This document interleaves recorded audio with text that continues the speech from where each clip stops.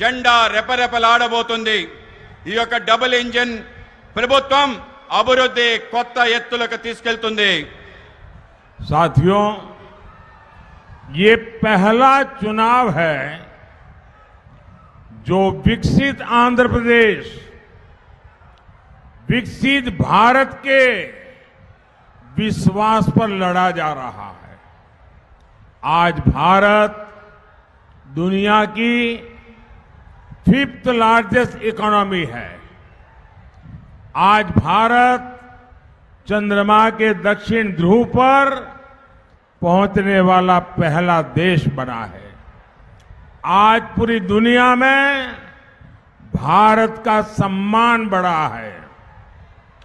ये गौरव हर भारतवासी का सीना गर्व से चौड़ा कर रहा है।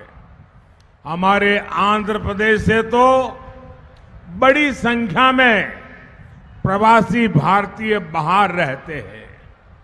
अब वहां उनकी भी पहचान एक प्रकार से सम्मान से भरी हुई हो रही है।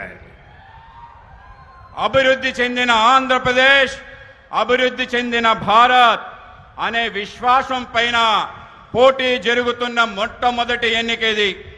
ఈరోజు భారత్ ప్రపంచంలోనే 5వ అతిపెద్ద ఆర్థిక శక్తిగా ఆవిర్భవించింది.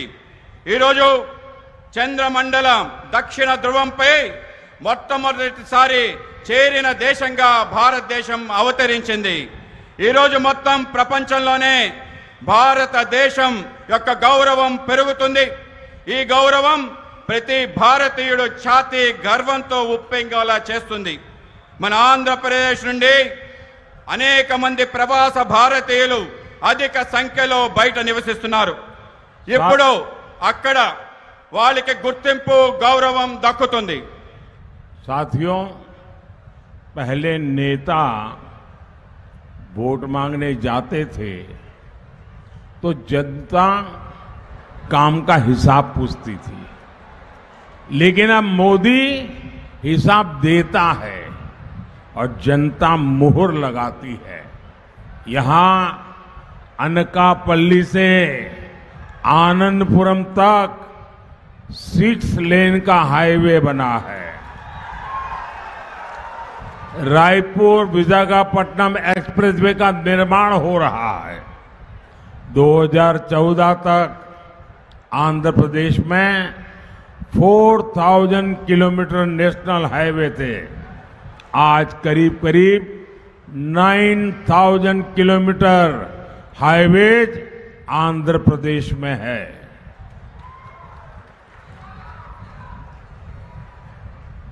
మిత్రులారా, ఇంతకు ముందు నాయకులు ఓట్లు అడిగితే ప్రజలు వాళ్ళని చేసిన పనుల యొక్క చిట్టా అడిగేవారు.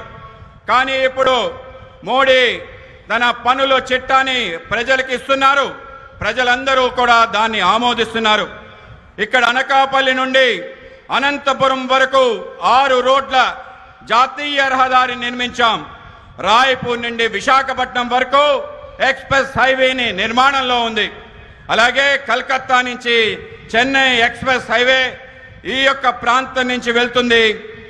2014 వరకు ఆంధ్రప్రదేశ్లో కేవలం 4000 కిలోమీటర్ల జాతీయ రహదారి ఉండేది. ఇవాళ 8000 కిలోమీటర్ల జాతీయ రహదారి ఆంధ్రప్రదేశ్లో ఉంది. ఆ విధంగా మారిందని మీకు తెలియజేస్తున్నాను. साथियों, केंद्र की एनडीए सरकार आंध्र प्रदेश के युवाओं के लिए काम कर रही है। यहां IIITDM Kurnool, IIT Tirupati, Eicher Tirupati जैसे संस्थान बन गए हैं। विशाखापट्टनम में IIM की स्थापना हुई है। यहां युवाओं के लिए पेट्रोलियम यूनिवर्सिटी खोली गई है। पुदीमड़ाका में ग्रीन एनर्जी पार्क को भी मंजूरी दी गई है। नक्कापल्ली में बल्क ड्रग पार्क शुरू करने के लिए 1000 करोड़ की मदद दी गई है। इससे यहां निवेश बढ़ेगा और फार्मा सेक्टर में रोजगार पैदा होगा। మిత్రులారా, కేంద్రంలో ఉన్న ఎన్డీఏ ప్రభుత్వం ఆంధ్రప్రదేశ్ యువత కోసం పనిచేస్తుంది. ఇక్కడ IIT Kurnool, IIT, IASR Tirupati అటువంటి సంస్థలు స్థాపించడం జరిగింది. విశాఖపట్నంలో ఐఐఎం స్థాపించబడింది. ఇక్కడ యువకుల కోసం పెట్రోలియం విశ్వవిద్యాలయం ప్రారంభించబడింది. పూడిమడకలో గ్రీన్ ఎనర్జీ పార్క్ ఆమోదించబడింది. నెక్కపల్లిలో బల్క్ డ్రగ్ పార్క్ ప్రారంభించేందుకు 1000 కోట్ల సాయం అందించడమైంది. దీనివల్ల ఇక్కడ పెట్టుబడులు పెరుగుతాయి మరియు ఫార్మా రంగానికి ఉపాధి లభిస్తుంది. साथियों, अगर केंद्र सरकार आंध्र प्रदेश में इतना काम कर सकती है तो वाईएसआर कांग्रेस, उनकी सरकार क्यों नहीं कर सकती?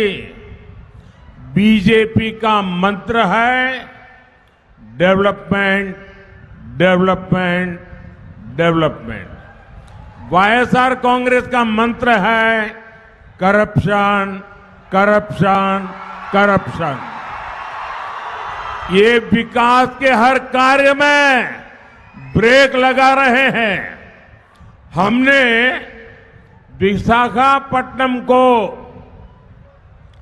अलग रेलवे जोन बनाने की मंजूरी दी, लेकिन राज्य सरकार रेलवे मुख्यालय के लिए जमीन नहीं दे रही है। మిత్రులారా, ఆంధ్రప్రదేశ్లో కేంద్ర ప్రభుత్వం అనేక పనులు చేస్తుంది. కానీ వైఎస్ఆర్ కాంగ్రెస్ ప్రభుత్వం ఎందుకు చేయలేకపోతుంది? బీజేపీ మంత్రం అభివృద్ధి, అభివృద్ధి, అభివృద్ధి.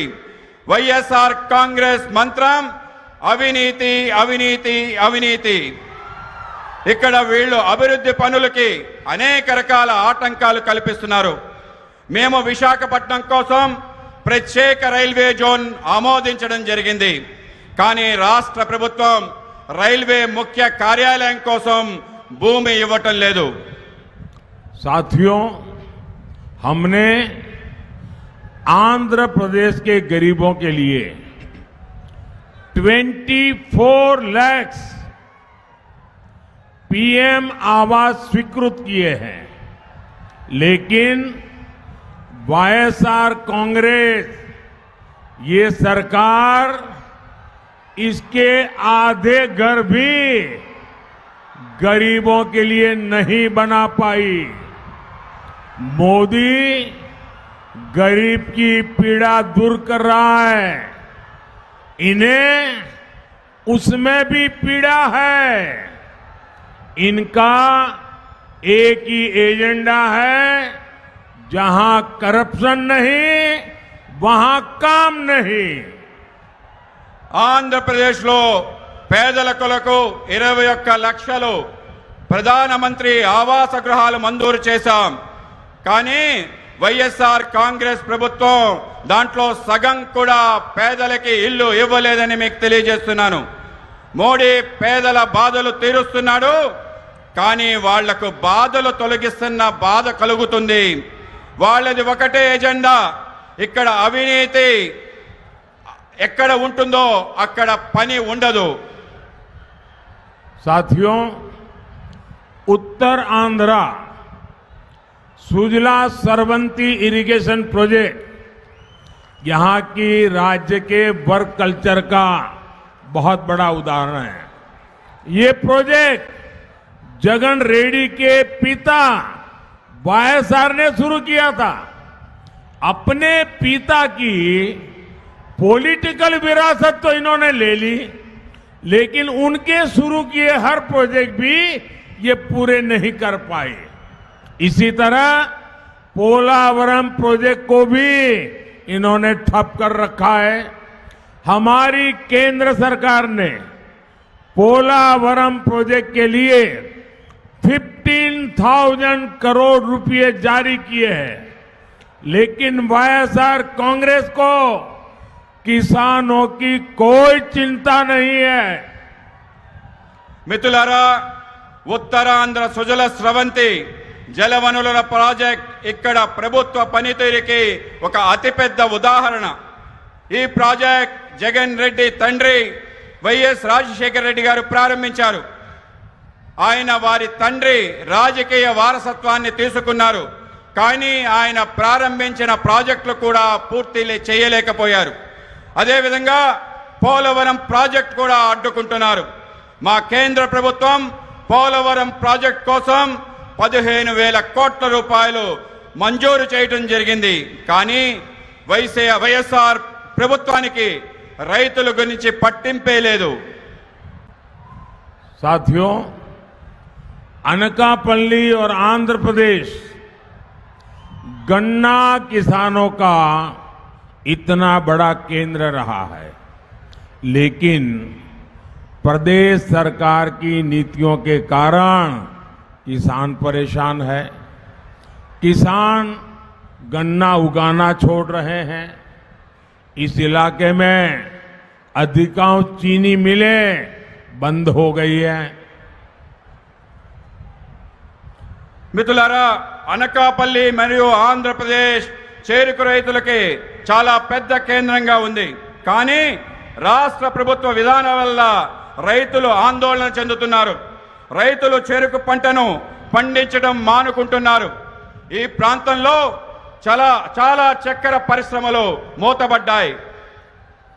मैं आंध्र प्रदेश के किसानों को आश्वस्त करना चाहता हूं, डबल इंजन की सरकार में यहां गन्ना किसानों के जीवन की मिठास वापस लौटेगी। मोदी का मिशन है हमारे गन्ना किसान ऊर्जादाता भी बनेंगे। आज मोदी पेट्रोल में इथेनॉल ब्लेंडिंग बढ़वा रहा है। इससे देश में करीब 80,000 करोड़ रुपीस गन्ना किसानों को मिले हैं। इसका बहुत बड़ा लाभ गन्ना किसानों को हो रहा है। నేను ఆంధ్రప్రదేశ్ రైతులకు హామీ ఇవ్వాలనుకుంటున్నాను. మా డబుల్ ఇంజిన్ ప్రభుత్వంతో చెరుకు రైతుల జీవితాల్లో తిరిగి మాధుర్యం తీసుకొస్తానని అంటున్నాను.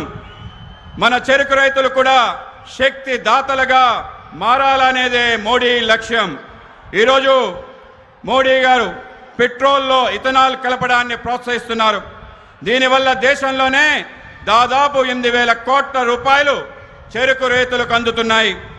దాంతో చెరుకు రైతులు భారీగా లబ్ధి పొందుతున్నారు. साथियों, एनडीए सरकार ने ही पहली बार हमारे फिशरमैन की भी चिंता की है।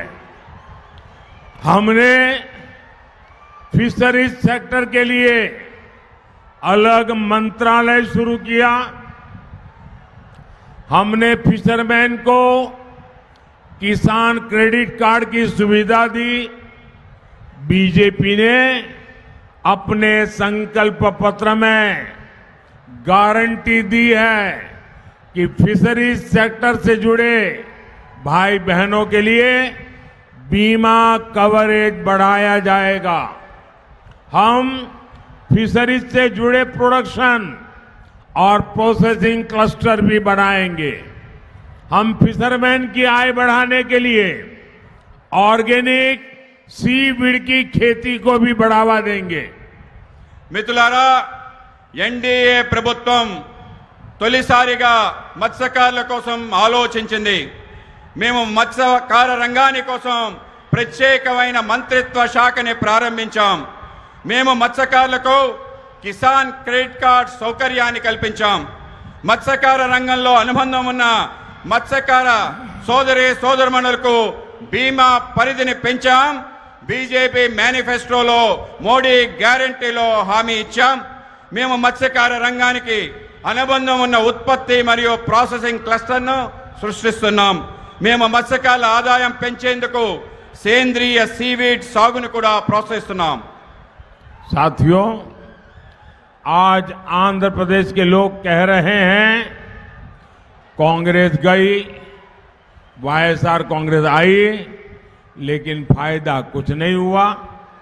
कांग्रेस हो या वाईएसआर कांग्रेस, दोनों की एक ही पहचान है। इनकी पहचान है बेलगाम भ्रष्टाचार, इनकी पहचान है माफिया राज। बगल में ही कर्नाटका में कांग्रेस को कुर्सी मिली है, वहां टैंकर माफिया, लैंड माफिया सरकार चला रहे हैं। यहां आंध्र प्रदेश में भी सैंड माफिया, लैंड माफिया और शराब माफिया का राज चल रहा है। आपको इस लूट से आंध्र प्रदेश को मुक्त कराने के लिए एनडीए की सरकार चुननी है। మిత్రులారా, ఈరోజు ఏపీ ప్రజలు అంటున్నారు, కాంగ్రెస్ పోయింది, వైఎస్ఆర్ కాంగ్రెస్ వచ్చింది, అయినా ఏమీ ప్రయోజనం లేదని. కాంగ్రెస్ అయినా వైఎస్ఆర్ కాంగ్రెస్ అయినా ఇద్దరికి ఒకటే గుర్తింపు. వాళ్ళ గుర్తింపు హద్దులు లేని అవినీతి, వాళ్ళ గుర్తింపు మాఫియా రాజ్యం. మన పక్క ఉన్న కర్ణాటకలో కాంగ్రెస్ సీటేసి కూర్చుంది. అక్కడ ట్యాంకర్ మాఫియా, భూ మాఫియాతో ప్రభుత్వాన్ని నడుపుతున్నారు. ఇక్కడ ఏపీలో కూడా ఇసుక మాఫియా, భూ మాఫియా, మద్యం మాఫియాతో రాజ్యం నడుపుతున్నారు. ఈ దోపిడీ నుంచి ఆంధ్రప్రదేశ్ని విముక్తి చేసేందుకు మీరు ఎన్డీఏ ప్రభుత్వాన్ని ఎన్నుకోవాలి. साथियों, कांग्रेस और वाईएसआर कांग्रेस दोनों ने तुष्टीकरण की राजनीति से आंध्र प्रदेश की संस्कृति को बहुत नुकसान पहुंचाया है।